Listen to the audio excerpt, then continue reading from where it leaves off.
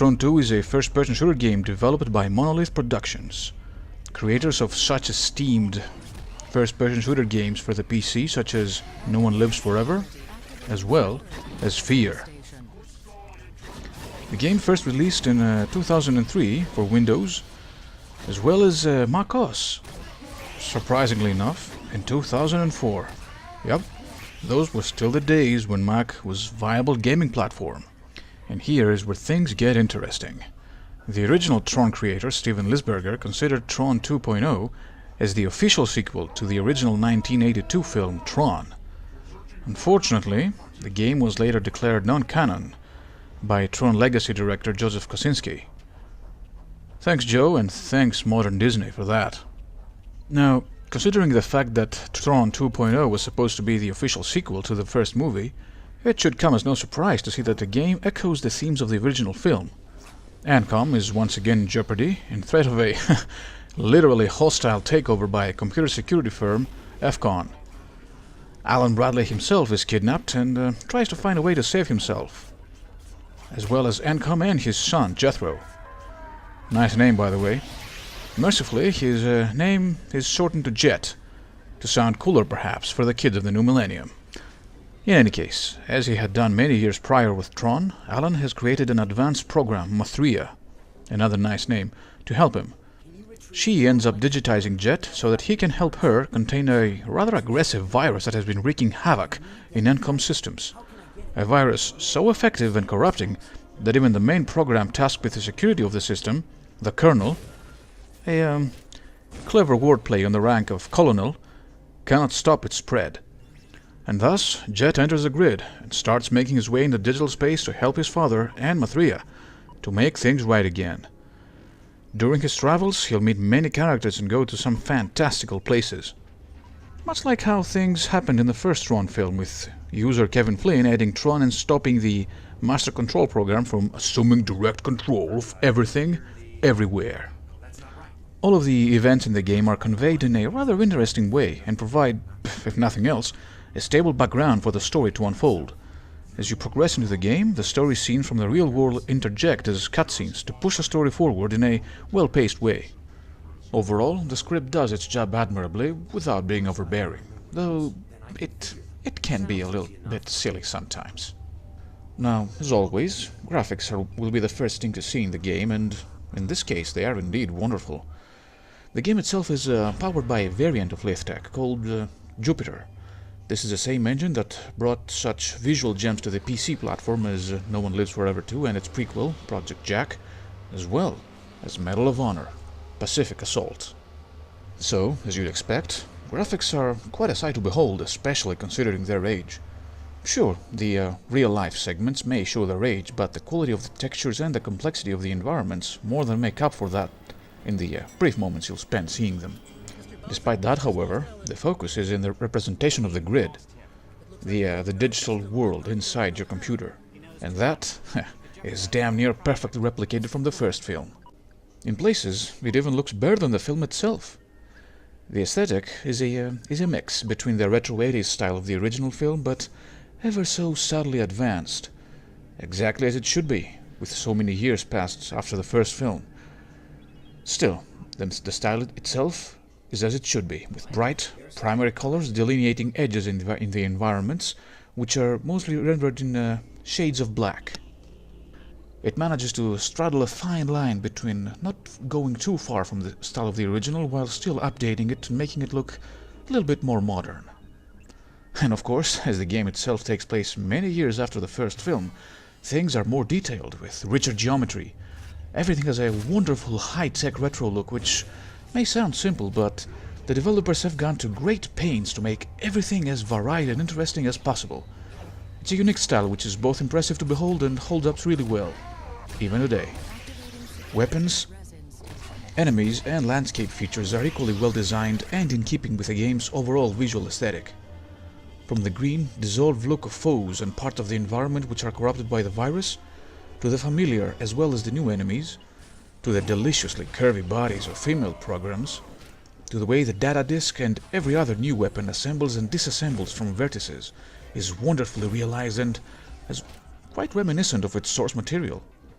As you'd expect, the strong presentation and attention to detail extends to the oral department as well. The title screen music is, of course, the main theme of the classic film. The overall music of the game is composed of mainly bleeps and blorks, creating an ambience which is both reassuringly familiar and fitting for the game. Special mention must go to the sound effects. From the soft, droning sound your footsteps make as you travel over the various digital surfaces, to the ricochet of the data disks on the walls and ceilings, to the hum of energy from power nodes, everything is exactly as it should be. As for the voice acting itself, it's as good as you'd expect. Especially if you consider the fact that the original actors from the first film reprise their roles for this game and do an admirable job of it. The same can be said for every new person, every important or side character, everyone you'll meet. The voice work is well realized. So, I think we all understand that everything is A-OK on the production department, and production values are important. They do give a game more flair, they make it easier on the senses and make you more receptive of the end product. Just ask Hollywood.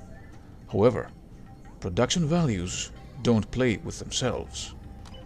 And that is exactly why the gameplay is more important than the production values. No matter how wonderful a game looks, it must also be a joy to play. Otherwise, sooner or later, when the smoke and mirrors are not enough to mask the lackluster game itself, the illusion will be broken. And what you end up with after that is what we call a modern AAA game. So, how does Tron 2.0 stack up? All in all, not bad at all. It's what you'd expect from a run-of-the-mill FPS game of that era, which is to say it's action-packed, fast-paced, and it always keeps you moving and on your toes. To stand still is to invite death in Tron 2.0. At its heart, it's nothing spectacular, especially if you grew up with the FPS games of the time. The level design is based around a small-scale maze. You're given an objective, and from there on you can explore relatively freely until you hit a wall, figuratively and literally. From that point on, it's up to you to figure out the way forward. You'll find doors requiring keys, you'll need to gather information by interacting with other characters in the game, you'll make last-ditch escapes while everything crumbles around you. It's nothing if not varied, and the game always throws interesting twists into the mix. What makes it all so easily digestible is the whole computer theme the game has around it, which is exactly what you'd expect from a game based in the classic Tron universe. Keys are now administrative permissions, force field barriers are firewalls blocking access to unauthorized programs, enemies are various versions of security DLLs or executables, and so on. There's even a leveling system in the game, and it's based around software versions, where you begin as version 1.0.0 and gradually gain experience, much like patches. So, you'll gradually go from 1.0.0 to 1.4.5, for example, and every time you update to a newer version, complete version, say 4.0.0, you get points which you can allocate at your discretion to upgrade your various systems inside your programming, you could say. Along the way, you'll gain new weapons, called primitives, as well as skills, called subroutines. Now, these have specific memory requirements from your basic programming. But the problem is, the memory allocation to your program changes from level to level, and as you progress deeper into the system, this will cause you to mix and match the skills and weapons you have in order to suit the situation you're in. And then there's the viruses, whose attacks can corrupt your subsystems, making them completely ineffective or complete resource hogs.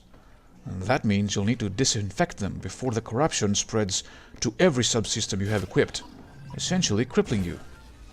Now, this all may sound intimidating and complicated, but there's actually a really good flow to everything, and trust me, it all feels quite natural. Just goes to show you how far good game design can take you, really. Now, apart from all that, you'll also visit places and see sights that will be instantly familiar to you if you're a fan of the first film. Like the light cycle battles you'll be forced to participate in. However, these are always irritating, from mildly to extremely, since you cannot quick save to make it easier on yourself. Enemies will always react really fast and you'll need unnatural reflexes to outmaneuver them. Alternatively, you can stay away from them since they seem to follow the doctrine of mutually assured destruction. A wasted opportunity, all told, and light cycle battles are definitely the black spot on an otherwise great game.